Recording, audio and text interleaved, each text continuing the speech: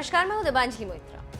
गलवान विवाद के बाद भारत से हारा चीन काफी परेशान और उसी परेशानी में चीन एलएसी पर कई जगहों पर युद्ध जैसे हालात बना रहा है। चीन का भोपू ग्लोबल टाइम्स रोज युद्ध अभ्यास की तस्वीरें और वीडियो शेयर कर भारत को धमकी दे रहा है और कह रहा है कि भारत पीछे हट जाए और अपनी जमीन छोड़ दे, नहीं तो इसका परिणाम बुरा होगा।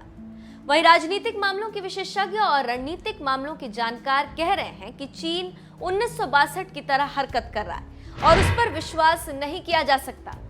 अगर भारत ने विश्वास किया तो एक बार फिर 62 की तरह हार होगी और शर्मिंदा होना पड़ेगा। इसी बीच चीनी सेना को जवाब बेधड़क तरीके से दे रही। चीन दुनिया में अपनी बनी दबंग छवि को गंवाते हुए देख रहा है, इसीलिए अब चीन भारत को सबक सिखाने की पूरी तैयारी कर रहा है।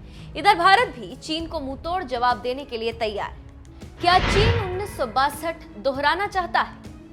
क्या चीन 1962 जैसा माहौल बना रहा है? क्या चीन भारत से युद्ध करेगा?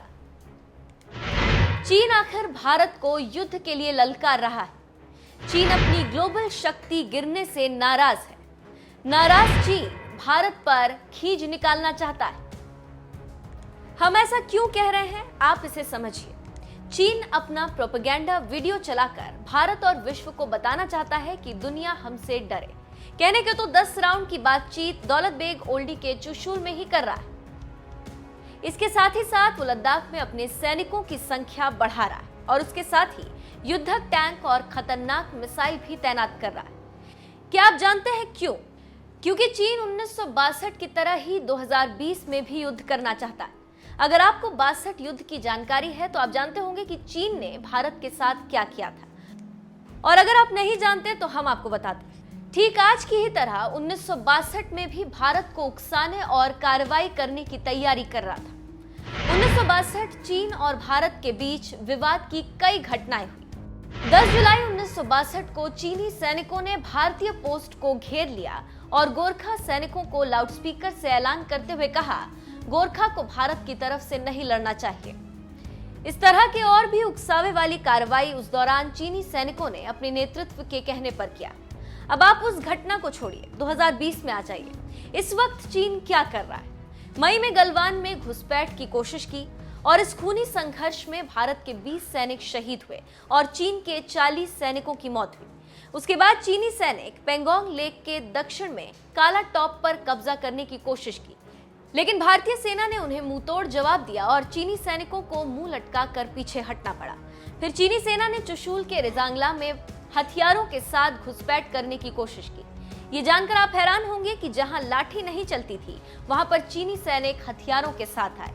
ठीक उसी तरह 20 अक्टूबर 1962 को चीनी सेना ने लद्दाख के मैकमोहन रेखा के पास हमला किया। अब जानकारों की माने तो सितंबर चल रहा है और अक्टूबर आने वाला। ऐसे में आशंका जताई जा रही है कि चीनी सेना अक्टूबर में भारत के साथ युद्ध शुरू कर सकती है, क्योंकि एक तरफ बात, दूसरी तरफ युद्ध की तैयारी और सैनिकों का जमावड़ा। इसका क्या मतलब होता है? लेकिन इस बार हालात 1962 से उलट है। पहले एलएसी पर चीन के सैनिकों की संख्या ज्यादा थी, आधुनिक साजो सामान थे। तब भारत के पास सैनिक और आधुनिक हथियार नहीं थे और भारत युद्ध के लिए तैयार भी नहीं था। लेकिन 2020 के भारत ने लद्दाख में चीन को दिखा दिया कि किसी भी मोर्चे पर, किसी भी मामले में चीन से वो पीछे नहीं। चीन की सेना, हथियार और युद्धक टैंक की काट आज भारत के पास है और भारत ने पूरे लद्दाख को युद्धक छावनी में बदल दिया। हालात भले ही 1962 जैसे हो, लेकिन इस वक्त भारत का दम देखकर चीनी राष्ट्रपति शी जिनपिंग का दम फूल रहा है, क्योंकि अगर आए तो भारतीय सैनिक वो हाल करेंगे कि वो सोच भी नहीं सकते।